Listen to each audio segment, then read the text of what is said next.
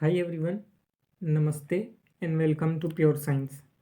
हम लोग सॉल्व कर रहे हैं सीजी व्यापम द्वारा 2019 में लिए गए लैब टीचर एग्ज़ाम के क्वेश्चन पेपर को। ठीक है, तो इसी क्रम में यह अगला वीडियो है। इसमें हम सॉल्व कर रहे हैं फिजिक्स वाले पार्ट को। ठीक है, तो चलिए देखते हैं क्या है प्रश्न और उसका सॉल्यूशन किस प्रकार से होगा। ठीक है, तो क्वेश्चन है, दो द्रव है ना, ए और बी, दो द्रव ए तथा बी में प्रकाश की तरंग दैर्ध्य क्रमशः 3600 एम्पियर और 7200 एंगस्ट्रॉम 3600 एंगस्ट्रॉम और 7200 एंगस्ट्रॉम है। ठीक है, तो क्रांतिक कोण का मान कितना होगा, क्रांतिक कोण यानी क्रिटिकल एंगल का वैल्यू कितना होगा। ठीक है, तो चलिए शुरू करते हैं। हम जानते हैं velocity v is equal to होता है, velocity v is equal to c upon mu. ठीक है, या फिर यूँ लिखें कि क्रांतिक कोण म्यू इज इक्वल टू होता है c अपॉन v।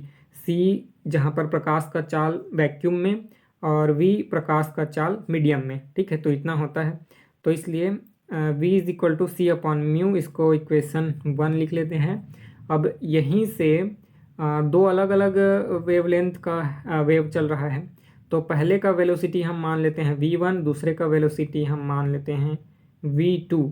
तो इसलिए c तो कांस्टेंट है, दोनों में कैंसिल आउट हो जाएगा, इसलिए यहाँ पर ये होगा μ2 अपॉन μ1, क्योंकि दोनों इन्वर्सली प्रोपोर्शनल होते हैं। v के इन्वर्सली प्रोपोर्शनल होता है म्यू, और है ना, तो इसलिए v1 upon v2 is equal to हो जाएगा μ2 अपॉन μ1। इसको मान लेते हैं इक्वेशन 1। ठीक है, ये हो गया आपका इक्वेशन 1। ठीक है, लेकिन हम यह भी जानते हैं कि velocity v is equal to होता है न्यू इंटू लेमडा। न्यू जहाँ पर फ्रिक्वेंसी है वेव का और लेमडा उसका वेवलेंथ है। ठीक है, तो v इज इक्वल टू होता है न्यू इंटू लेमडा। ठीक है, तो v1 और v2, v1 के जगह पर न्यू लेमडा 1 हो जाएगा, दोनों का फ्रिक्वेंसी सेम है लेकिन वेवलेंथ अलग अलग है। और न्यू 2 इज इक्वल टू हो जाएगा न्यू, है ना, v2 इज इक्वल टू हो जाएगा न्यू इंटू लेमडा 2। ठीक है, इसको हम इक्वेशन 1 में पुटअप करेंगे, तो हमको वैल्यू कुछ इतना मिलेगा, nu lambda 1 upon nu lambda 2 is equal to μ2 upon μ1। ठीक है, यहाँ न्यू कैंसिल आउट हो जाएगा, lambda 1 upon lambda 2 is equal to μ2 upon μ1। ठीक है, μ2 अपॉन μ1 ये हो जाएगा, और ये हो गया हमारे पास इक्वेशन 2। अब हम जानते हैं लेमडा 1 लेमडा 2 का वैल्यू दिया हुआ है, कितना दिया हुआ है, 3600 है लेमडा 1 का वैल्यू और 7200 है लेमडा 2 का वैल्यू, और ये हो जाएगा हमारे पास μ2 अपॉन μ1, और 3600 डिवाइडेड बाई 7200 करेंगे तो ये हो जाएगा हमारे पास 1/2, यानी μ2 अपॉन μ1 इज इक्वल टू कितना है, 1/2। ठीक है, ध्यान रखिएगा, μ2 अपॉन μ1 इज इक्वल टू है 1/2, μ2 अपॉन μ1 इज इक्वल टू है 1/2। ठीक है, तो ये हो गया। अब हम जानते हैं कि क्रांतिक कोण का मान, क्रांतिक कोण थीटा का मान क्या होता है, sine inverse 1 upon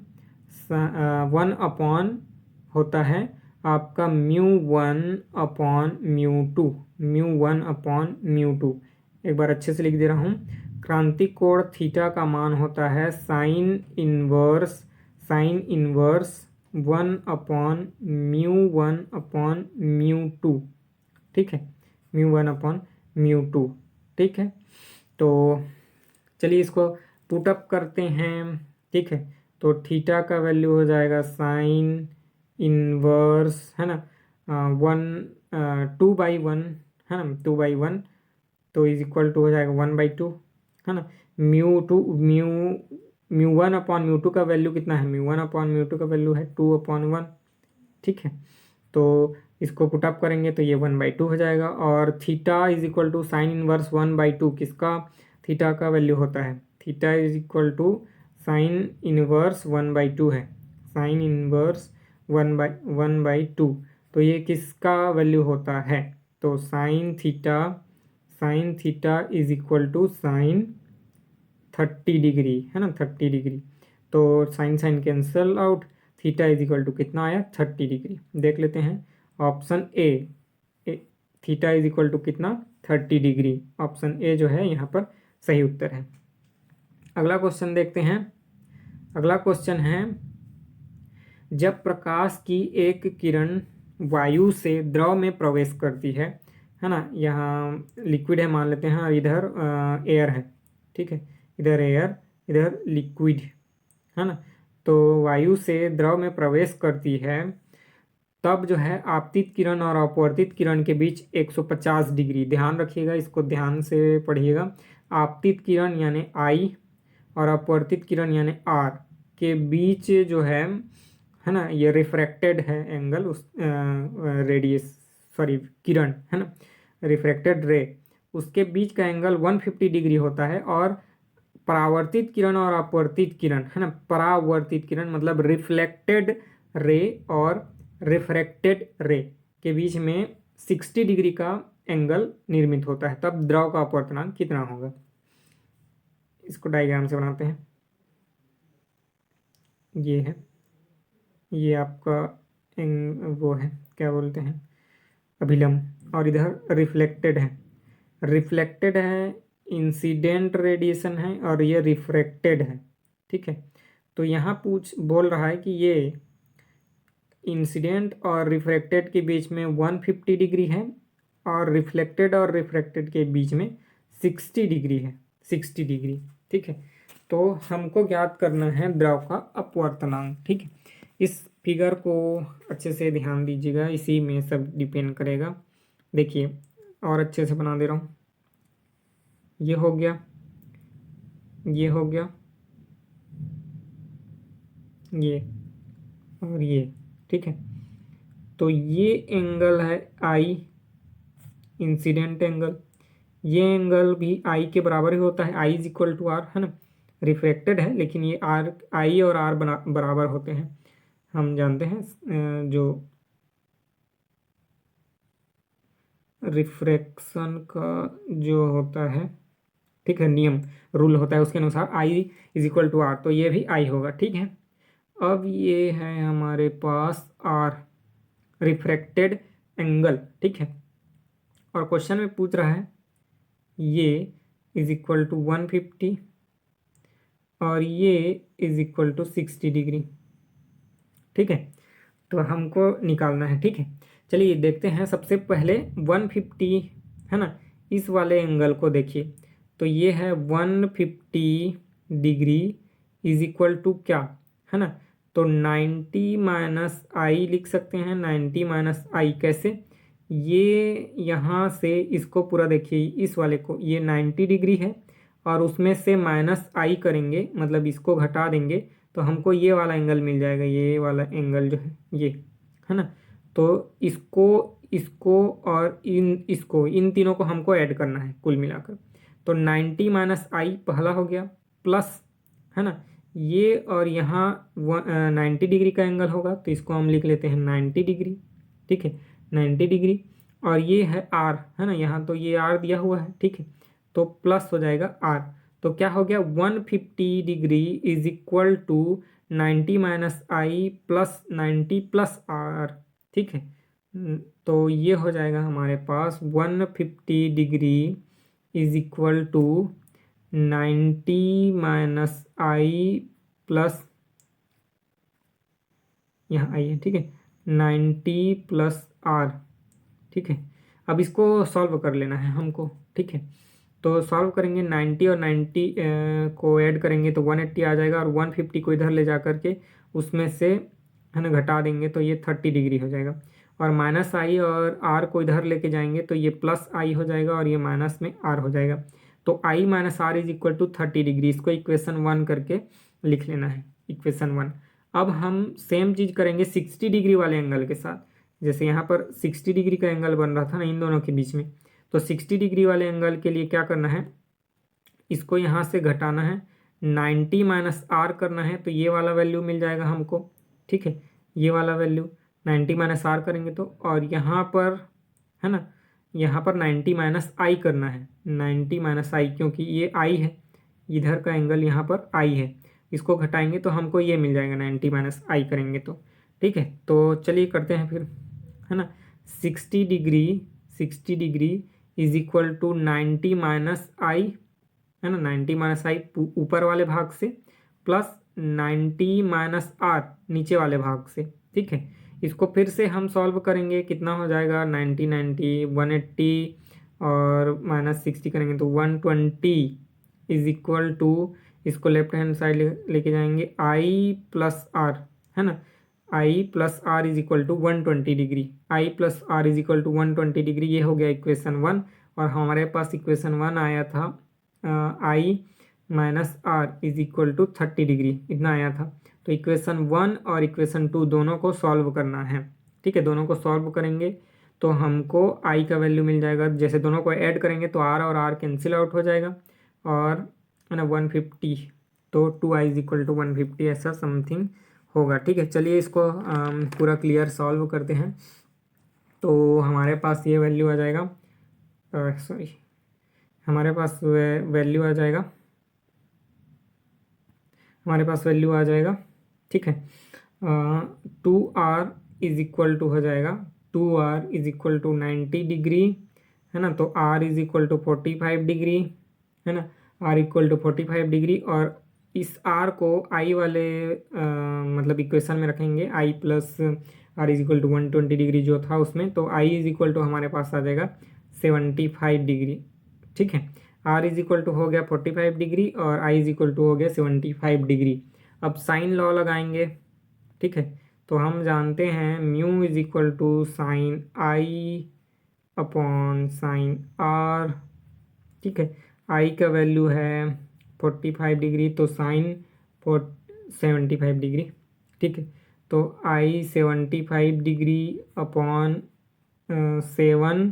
45 degree, sorry sine 45 degree. ठीक है, तो इसको सॉल्व कीजिए तो म्यू इज इक्वल टू हो जाएगा, देखिए साइन 75 डिग्री का वैल्यू रखेंगे, साइन 45 डिग्री का वैल्यू रखेंगे, तो यहाँ साइन फार्मूला से रख करके मैं सीधा बता रहा हूँ, दोनों को कैंसिल आउट कराएंगे तो इसका वैल्यू आता है 1.366।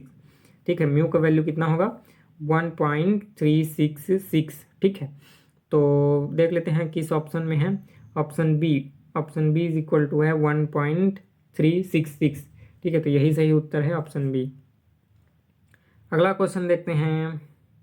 अगला क्वेश्चन है, एक वस्तु को पृथ्वी की सतह से पलायन वेग के आधे वेग से फेंका जाता है। ठीक है, एक वस्तु को पृथ्वी की सतह से पलायन वेग जितना होता है उसके आधे वेग से ऊर्ध्वाधर प्रक्षेपित किया जाता है ऊपर की ओर, तो वस्तु द्वारा अधिकतम ऊंचाई कितनी होगी, मतलब जो प्राप्त अधिकतम ऊंचाई है मैक्सिमम हाइट h, उसका वैल्यू कितना होगा। ठीक है, तो चलिए इसको सॉल्व करते हैं, देखिए कैसे होगा।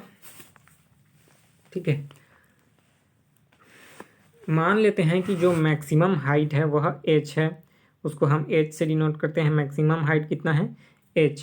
ठीक है, तब जो है एनर्जी कंजर्वेशन रूल लगाना है हमको, energy conservation rule, potential sorry total energy जो है हम फेंकेंगे तब, है ना, जब मोशन में रहेगा तब, और जब सबसे ऊपर वाला टॉप वाला मतलब मैक्सिमम हाइट पहुंच जाएगा तब, उस समय का एनर्जी दोनों कंजर्व होना चाहिए। ठीक है, तो कंजर्वेशन ऑफ एनर्जी के अनुसार potential energy initially, potential energy I plus kinetic energy I is equal to हो जाएगा पोटेंशियल एनर्जी एफ, है ना, मतलब फाइनल पोटेंशियल एनर्जी कितना होगा उसको, है ना। तो पोटेंशियल एनर्जी इनिशियल और kinetic energy initial equal to potential energy final. ठीक है, इसी फॉर्मूले में हम पुटअप करेंगे। तो हम जानते हैं काइनेटिक एनर्जी का वैल्यू दिया जाता है 1/2 mv², जहाँ पर ये v जो है एस्केप वेलोसिटी वी है। ठीक है, प्लस पोटेंशियल एनर्जी का वैल्यू कितना -gmm upon R, GMM upon R, जहाँ ये आर जो है पृथ्वी का रेडियस है, कैपिटल लिख सकते हैं। ठीक है, is equal to final potential कितना minus G M M upon R plus H बोल रहे हैं ना, एच ऊंचाई तक पहुंचता है तो आर प्लस एच होगा, है ना, minus G M M upon R plus H, जहाँ पर ये स्मॉल एम जो है उस वस्तु का मास है और ये कैपिटल एम है, ठीक है, कैपिटल एम जो है पृथ्वी का द्रव्यमान है, ठीक है। तो इसको सॉल्व करेंगे पूरा, ये जो इक्वेशन है 1/2m वी ई जो कि स्केप वेलोसिटी है उसका स्क्वायर और ये, है ना। तो पहले प्रारंभिक में स्केप वेलोसिटी वी ई था जो कि बोल रहा है ना, पलायन वेग के आधे वेग से फेंका जाता है, तो हम वी ई के जगह पर VE/2 रखेंगे क्योंकि पलायन वेग के आधे वेग से फेंका जाता है ना, तो इसलिए यहाँ पर हो जाएगा ये 1/2m VE का स्क्वायर अपॉन 4, है ना। VE की जगह पर VE/2 रखेंगे तो VE का स्क्वायर हो जाएगा और 2 का स्क्वायर करेंगे तो 4, ठीक है, तो ये इतना हो जाएगा। अब यहाँ हो जाएगा minus capital M small m upon capital R is equal to minus G capital M small m, ठीक है, अपॉन R प्लस H, ठीक है। अब इसी को हमको सॉल्व करके आंसर लेके आना है, ठीक है। तो यहाँ तक तो क्लियर है। अब ध्यान दीजिए, ठीक है, एस्केप वेलोसिटी वी ई का स्क्वायर ये इसके बराबर होता है, किसके बराबर, जी एम अपॉन, है ना, R, G M upon R, ठीक है। ये होता है आपका स्केप वेलोसिटी के बराबर, उसके स्क्वायर के बराबर, ठीक है। तो यहाँ से हम हमारे पास जो वैल्यू है वी ई का स्क्वायर जो आया था उसके जगह पर हम रखेंगे जी एम अपॉन आर, है ना। तो चलिए रखते हैं फिर, ठीक है। तो ये हो जाएगा, सॉरी ये होता है 2gm अपॉन आर, ठीक है। या फिर इसको हम ऐसे भी लिखते हैं, आपको याद होगा, v is equal to √2gm upon R, इतना लिखा जाता है, ठीक है। तो इसी को हम उस वाले अभी जो जिस फार्मूला के बारे में हमने डिस्कस किया है ना, इक्वेशन के बारे में, उसी में रखना है, ठीक है। m, ठीक है, m जो कि 1/2m वाले फार्मूला में था, तो m, है ना, यहाँ पर 1/8 हो जाएगा क्योंकि नीचे में 2 था और उसके बाद 4 था, ठीक है। तो दोनों मल्टीप्लाई होकर के 8 हो जाएगा। और जी एम अभी हमने देखा अपॉन आर, है ना, हमने क्या देखा कि वी ई का स्क्वायर किसके बराबर होता है, 2gm अपॉन आर के बराबर, तो इसी को रखना है यहाँ 2gm अपॉन आर, ठीक है, ठीक।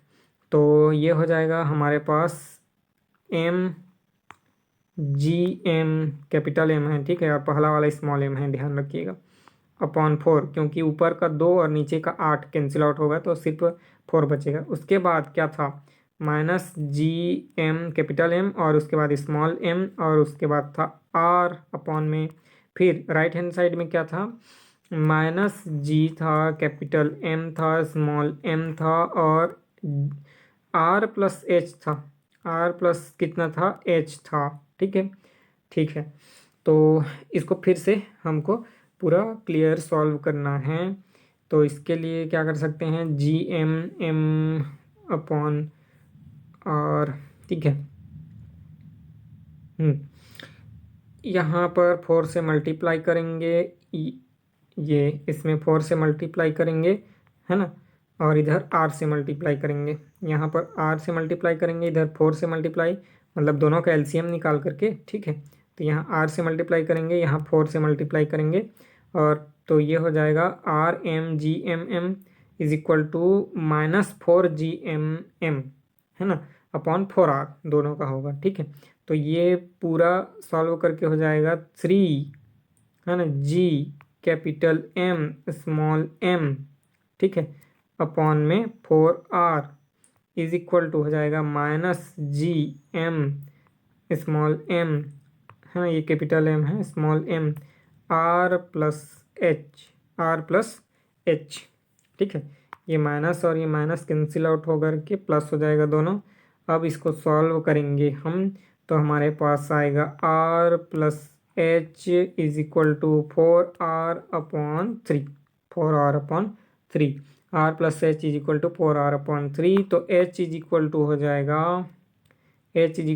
जाएगा 4r/3 माइनस आर। ठीक है, यहाँ इसको ऊपर मल्टीप्लाई करेंगे तो 4r - 3 is equal to are हो जाएगा, तो r/3। H is equal to कितना बचेगा लास्ट में, H is equal to r/3। ठीक है, तो ये है सही उत्तर। मैक्सिमम हाइट कितना है, r/3। तो यहाँ ऑप्शन बी में दिया हुआ है मैक्सिमम हाइट r/3। तो ऑप्शन बी इसका सही उत्तर है। इस वीडियो में इतना ही रखेंगे, बाकी के प्रश्नों को अगले में सॉल्व करेंगे। कोई भी आपका क्वेरी हो तो आप पूछ सकते हैं। मिलेंगे अगले वीडियो में। नमस्ते, थैंक यू।